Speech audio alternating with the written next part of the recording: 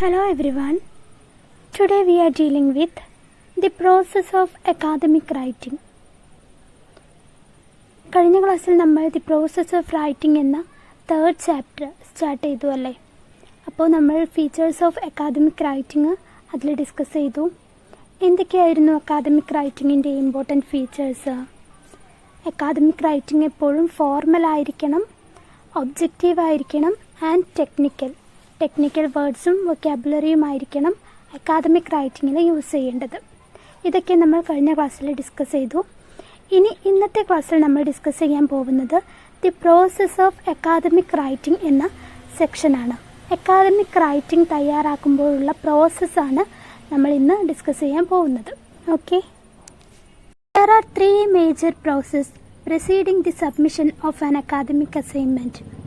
നമ്മളൊരു academic assignment submit ചെയ്യുന്നതിന് മുന്നേ ആയിട്ട് 3 പ്രോസസ്സിലൂടെയാവണം അത് കടന്നു പോവേണ്ടത്. ഏതൊക്കെയാണ് ആ പ്രോസസ്സ് എന്നതാണ് ഇനി പറയാൻ പോകുന്നത്. They are pre writing, writing and revising. ഏതൊക്കെയാണ് 3 പ്രോസസ്സ്? ഫസ്റ്റ് വരുന്നത് pre writing, then second writing and third one is revising. Okay, pre writing എന്ന് പറഞ്ഞാൽ തന്നെ എന്താണ്? നമ്മളൊരു അക്കാദമിക് അസൈൻമെൻറ്റ് തയ്യാറാക്കുന്നതിന് മുന്നേ ആയിട്ട് കണ്ടെത്തേണ്ട ചില സംഭവങ്ങളുണ്ട്. നമ്മൾ ആദ്യം ടോപ്പിക്ക് കണ്ടെത്തണം, പിന്നെന്താണ് ആ ടോപ്പിക്കുമായിട്ടുള്ള റിലേറ്റ് ചെയ്തുകൊണ്ടുള്ള ബുക്സ്, മെറ്റീരിയലൊക്കെ കണ്ടെത്തണം. ദെൻ നമ്മളൊന്ന് റഫായിട്ട് എഴുതാൻ നോക്കണം. അതാണ് പ്രീ റൈറ്റിംഗ് എന്ന് പറയുന്നത്. റൈറ്റിംഗ് എന്ന സെക്ഷനിൽ എന്താണ്? നമ്മൾ അക്കാദമിക് അസൈൻമെൻറ്റ് എന്താണ് ശരിക്കുള്ള രീതിയിൽ തന്നെ എഴുതി തുടങ്ങണം. ദെൻ റിവൈസിങ്, നമ്മൾ എഴുതിയിട്ടുള്ള അക്കാദമിക് അസൈൻമെൻറ്റിൽ എന്തെങ്കിലും മിസ്റ്റേക്സ് ഉണ്ടോ ഇല്ലയെന്ന് ഒന്നുകൂടി ഒന്ന് ആദ്യം മുതൽ അവസാനം വരെ വായിച്ചിട്ട് ചെക്ക് ചെയ്യണം. ആ സെക്ഷനാണ് revising. Process of academic writing എന്ന ഈ സെക്ഷനെ കുറിച്ച്, ഈ 3 പ്രോസസ്സിനെ കുറിച്ച് നമ്മൾ ഡീറ്റെയിൽഡ് ആയിട്ട് ഈ ചാപ്റ്ററിൽ തന്നെ പിന്നീട് ഡിസ്കസ് ചെയ്യുന്നുണ്ട്. ഓക്കെ, അപ്പോൾ അതിന് മുന്നേ ആയിട്ട് ഈ പ്രോസസ് ഓഫ് അക്കാദമിക് റൈറ്റിംഗ് എന്ന ഈ സെക്ഷനിൽ മറ്റു ഒരു ഭാഗം കൊടുത്തിട്ടുണ്ട്. അത് നമുക്ക് ആദ്യം ഒന്ന് ഡിസ്കസ് ചെയ്യാം. Imagine you are asked to write an argumentative essay. What would be the steps that you will take to accomplish your task? അപ്പോഴെന്താണ്, നിങ്ങളോടായിട്ട് ഒരു ആർഗ്യുമെൻറ്റേറ്റീവ് എസ്സേ എഴുതാൻ വേണ്ടിയിട്ട് പറയാണ്. അപ്പോൾ ആ ആർഗ്യുമെൻറ്റേറ്റീവ് എസ്സേ എന്ന ടാസ്കിലേക്ക് എത്തണമെങ്കിൽ ഏതൊക്കെ സ്റ്റെപ്സിലൂടെയാണ് നിങ്ങൾ കടന്നു പോവുക എന്നതാണ് ചോദ്യം. അപ്പോൾ നമ്മളോടൊരു അക്കാദമിക് എസ്സേ എഴുതാൻ പറയുന്ന സമയത്ത് നമ്മൾ ചില സ്റ്റെപ്സിലൂടെ കടന്നു പോയാലേ അക്കാദമിക് എസ്സേ എന്ന ആ ഒരു ടാസ്ക് നല്ല രീതിയിൽ കംപ്ലീറ്റ് ആക്കാൻ പറ്റുള്ളൂ. അത് ഏതൊക്കെ സ്റ്റെപ്സാണ് എന്നതാണ് ഈ സെക്ഷനിലൂടെ നമ്മൾ ഡിസ്കസ് ചെയ്യാൻ പോകുന്നത്. ഓക്കെ, അപ്പോൾ ഇതിൽ വരുന്ന ഫസ്റ്റ് സ്റ്റെപ്പാണ് decide on what you want to study or investigate. The first step involves choosing a subject. Find out an aspect or area within the subject to focus and narrow down to formulate your topic. Understand the purpose and audience of your proposed work. അപ്പോൾ first സ്റ്റെപ്പിൽ നമ്മൾ എന്തൊക്കെയാണ് ചെയ്യേണ്ടത്? First step എന്ന് പറയുന്നത് ഇൻവെസ്റ്റിഗേഷനാണ്. നമ്മളൊരു കാര്യം അന്വേഷിക്കലാണ്. അപ്പോൾ ആ ഫസ്റ്റ് സ്റ്റെപ്പിൽ ഉൾപ്പെട്ടിട്ടുള്ളത് എന്തൊക്കെയാണ്? The first step involves choosing a subject. നമ്മൾ ആദ്യം ഒരു അക്കാദമിക് എസ്സേ എഴുതാൻ പറയുന്ന സമയത്ത് നമ്മൾ ആദ്യം ചൂസ് ചെയ്യേണ്ടത് ഒരു സബ്ജക്റ്റാണ്. ഏത് സബ്ജക്റ്റിലാണോ നമ്മൾ അക്കാദമിക് എസ്സേ എഴുതുന്നത് ആ സബ്ജക്റ്റാണ് ഫസ്റ്റ് ചൂസ് ചെയ്യേണ്ടത്.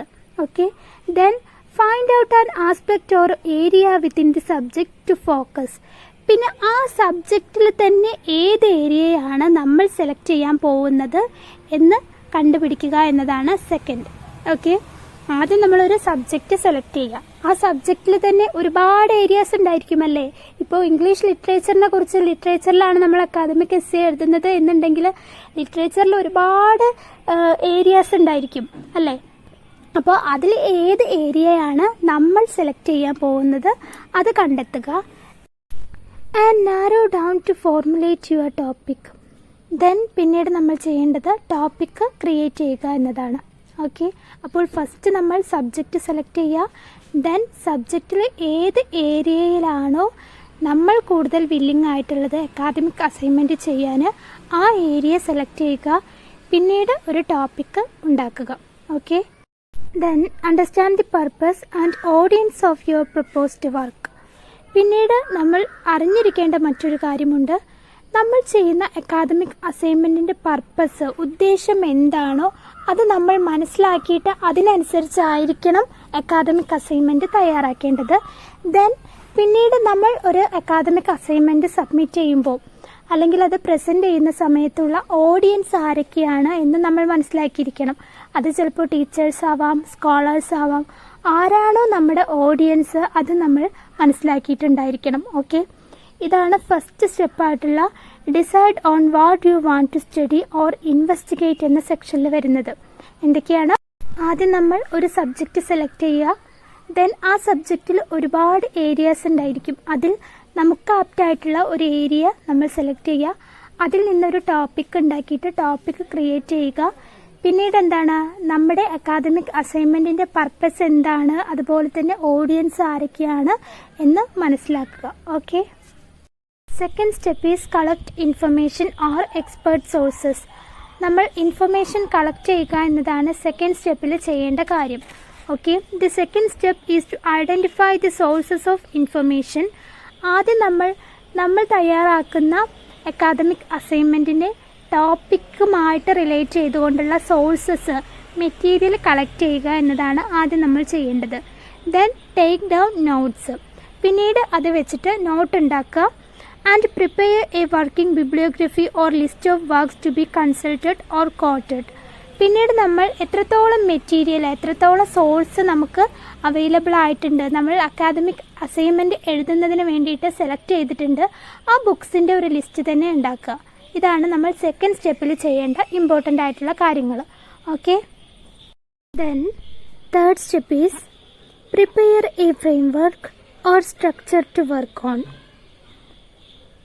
In this step comprises finalizing the basic premises, key points, the organizational pattern of the work and grouping of points for paragraph.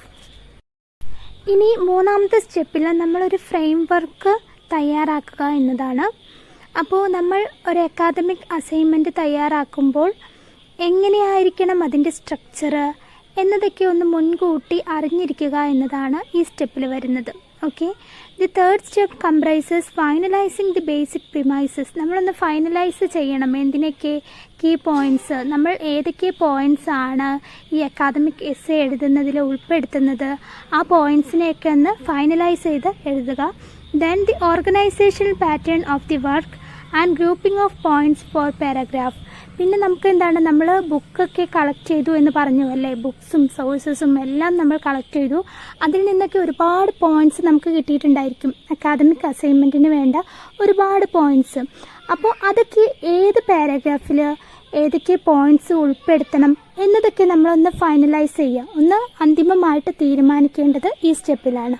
Okay, then fourth step is start writing. അപ്പോഴെന്താണ്, ഒരു academic essay എഴുതാൻ തരുന്ന സമയത്ത് ആദ്യം തന്നെ പോയിട്ട് നമ്മൾ essay എഴുതി തുടങ്ങല്ല വേണ്ടത്. അതിനു മുന്നേ ഒരുപാട് സ്റ്റെപ്സ് ഉണ്ട് എന്ന് നമ്മൾ ഇതിലൂടെ മനസ്സിലാക്കണം. ഓക്കെ, എല്ലാ സ്റ്റെപ്സും 3 സ്റ്റെപ്സ് കഴിഞ്ഞ് 4ാമത്തെ സ്റ്റെപ്പിലാണ് റൈറ്റിംഗ് തുടങ്ങുന്നത്. ഓക്കെ, അതെപ്പോഴും ശ്രദ്ധിക്കേണ്ട കാര്യമാണ്.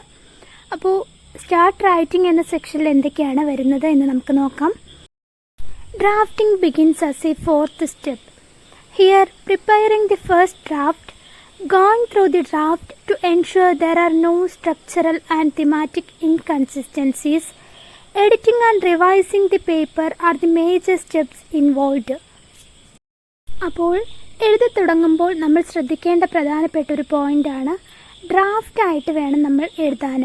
കാരണം ഇങ്ങനെ എഴുതുന്ന സമയത്ത് നമ്മൾ എഴുതുന്ന അക്കാദമിക് എസ്സേയിൽ സ്ട്രക്ചറലി എന്തെങ്കിലും മിസ്റ്റേക്സ് ഉണ്ടെങ്കിൽ, അല്ലെങ്കിൽ തിമാറ്റിക് ഇൻകൺസിസ്റ്റൻസീസ് ഉണ്ടെങ്കിൽ, എന്തെങ്കിലും തരത്തിലുള്ള മിസ്റ്റേക്സ്, എറേഴ്സൊക്കെ നമ്മുടെ അക്കാദമിക് അസൈൻമെൻറ്റിൽ ഉണ്ടെങ്കിൽ അത് പിന്നീട് നമുക്ക് എന്താണ് തിരുത്താൻ കഴിയും ഡ്രാഫ്റ്റായിട്ട് എഴുതുന്ന സമയത്ത്. ഓക്കെ, അപ്പോൾ നമ്മൾ ആദ്യം എപ്പോൾ ഏത് എസ്സേ എഴുതുകയാണെങ്കിലും ആദ്യം എന്താ ചെയ്യേണ്ടത്, ഡ്രാഫ്റ്റായിട്ട് എഴുതുക. നമ്മളൊരു റഫ് പോലെ എന്ന രീതിയിൽ എഴുതുക. പിന്നീട് അതെന്താണ് തെറ്റൊക്കെ തിരുത്തി എഡിറ്റ് ചെയ്ത് റിവൈസ് ചെയ്തിട്ട് പിന്നീട് നമുക്കത് റെഡിയാക്കി എടുക്കാവുന്നതാണ്. ഓക്കെ, അപ്പോൾ യാതൊരു തരത്തിലുള്ള മിസ്റ്റേക്സും ഇല്ല, നമ്മൾ എഴുതിയിട്ടുള്ള അക്കാദമിക് അസൈൻമെൻറ്റിൽ ഒരു എറേഴ്സും ഇല്ല എന്ന് ഉറപ്പ് വരുത്തിയതിന് ശേഷം മാത്രമേ നമ്മുടെ അക്കാദമിക് അസൈൻമെൻറ്റ് സബ്മിറ്റ് ചെയ്യാൻ പാടുള്ളൂ. Okay. Then language errors and use of taboos, informal, discriminatory words and expression are to be checked as part of editing. പിന്നെ നമ്മൾ എഡിറ്റ് ചെയ്യുമ്പോൾ ശ്രദ്ധിക്കേണ്ട മറ്റൊരു പ്രധാനപ്പെട്ട കാര്യമാണ് ലാംഗ്വേജ് എറേഴ്സ്. നമ്മൾ എഴുതുന്ന ഭാഷയിൽ എററൊന്നും ഇല്ല എന്ന് നമ്മൾ ഉറപ്പുവരുത്തണം. അതുപോലെ തന്നെ ടാബൂസ് എന്ന് പറഞ്ഞാൽ നമ്മൾ ഒഴിവാക്കുന്ന കുറച്ച് വേർഡ്സ് ഉണ്ട്, ഉപയോഗിക്കാൻ പാടില്ലാത്ത കുറച്ച് സ്ലാങ്സ് വേർഡ്സ് ഒക്കെ ഉണ്ട്. അതൊന്നും അക്കാദമിക് എസ്സേയിൽ ഇല്ല എന്ന് ഉറപ്പുവരുത്തണം. ദെൻ ഇൻഫോർമൽ ആയിട്ടുള്ള വേർഡ്സ്, അതുപോലെ തന്നെ ഡിസ്ക്രിമിനേറ്ററി വേർഡ്സ്, മറ്റൊരാളെ മാറ്റി നിർത്തുന്ന തരത്തിലുള്ള വേർഡ്സ് ഒക്കെ ഉണ്ട്, ഡിസ്ക്രിമിനേറ്ററി വേർഡ്സ്. അതൊന്നും എന്തിൽ യൂസ് ചെയ്യാൻ പാടില്ല, അക്കാദമിക് അസൈൻമെൻറ്റിൽ യൂസ് ചെയ്യാൻ പാടില്ല. ഇതൊക്കെ ഒഴിവാക്കിയിട്ടായിരിക്കണം നമ്മൾ അക്കാദമിക് എസ്സേ എഴുതേണ്ടത്. ഇതൊന്നും നമ്മുടെ അക്കാദമിക് എസ്സേയിൽ ഇല്ല എന്ന് നമ്മൾ ഉറപ്പുവരുത്തണം.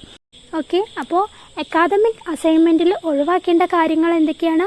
ടാബൂസ് പാടില്ല, ഇൻഫോർമൽ എക്സ്പ്രഷൻസ് വേർഡ്സ് ഉപയോഗിക്കാൻ പാടില്ല, discriminatory words and expressions avoid ചെയ്യണം. Okay. Then the last step is prepare the final draft and submit. ഇനി ഈ അക്കാദമിക് എസ്സേ എഴുതുന്ന സമയത്ത് വരുന്ന ലാസ്റ്റ് സ്റ്റെപ്പാണ് നമ്മൾ ഫൈനൽ ഡ്രാഫ്റ്റ് പ്രിപ്പയർ ചെയ്യുക, പിന്നെ എന്താണ് സബ്മിറ്റ് ചെയ്യുക. ഓക്കെ. ഫൈനൽ ഡ്രാഫ്റ്റിൽ അപ്പോൾ എന്തൊക്കെയാണ് ഉൾപ്പെടുത്തേണ്ടത്? നമ്മൾ എഴുതുന്ന സമയത്ത് ആദ്യം ഡ്രാഫ്റ്റായിട്ട് എഴുതണം എന്നതാണ് പറഞ്ഞത് അല്ലേ? അങ്ങനെ എഴുതുമ്പോൾ എന്താണ് ഒരുപാട് മിസ്റ്റേക്സും കാര്യങ്ങളൊക്കെ ഉണ്ടായിരിക്കും. അപ്പോൾ ഈ ലാസ്റ്റ് സ്റ്റെപ്പിലാണ് ആ മിസ്റ്റേക്സ് ഒക്കെ തിരുത്തി എഡിറ്റ് ചെയ്ത് റിവൈസ് ചെയ്ത് സബ്മിറ്റ് ചെയ്യേണ്ടത്. Okay. It is always better to keep a checklist verify if anything important is left out before submitting. അപ്പോൾ നമ്മളൊരു അക്കാദമിക് എസ്സേ എഴുതുന്ന സമയത്ത് തന്നെ ഒരു ചെക്ക് ലിസ്റ്റ് തയ്യാറാക്കി വെക്കുക. നമ്മൾ എന്തൊക്കെയാണോ ആ അക്കാദമിക് എസ്സേയിൽ ഉൾപ്പെടുത്തേണ്ട പോയിന്റ്സ് അതൊക്കെ നമ്മൾ ഒരു നോട്ട്ബുക്കിൽ നോട്ട് ചെയ്യുക. എന്നിട്ട് ലാസ്റ്റ് ഇത് സബ്മിറ്റ് ചെയ്യുന്നതിന് മുന്നേ ആയിട്ട് നമ്മൾ നോട്ട് ചെയ്ത പോയിന്റ്സ് എല്ലാം നമ്മുടെ അക്കാദമിക് എസ്സേയിൽ അക്കാദമിക് അസൈൻമെൻറ്റിൽ ഉണ്ടോ എന്ന് ഉറപ്പുവരുത്തിയതിന് ശേഷം മാത്രമേ അക്കാദമിക് അസൈൻമെൻറ്റ് സബ്മിറ്റ് ചെയ്യാൻ പാടുള്ളൂ. ഓക്കെ. ഇത്രയുമാണ് ഒരു അക്കാദമിക് എസ്സേ എഴുതുന്നതിന് മുന്നേ ആയിട്ട് നമ്മൾ ശ്രദ്ധിക്കേണ്ട ഇമ്പോർട്ടൻറ്റ് പോയിന്റ്സ്. ഓക്കെ.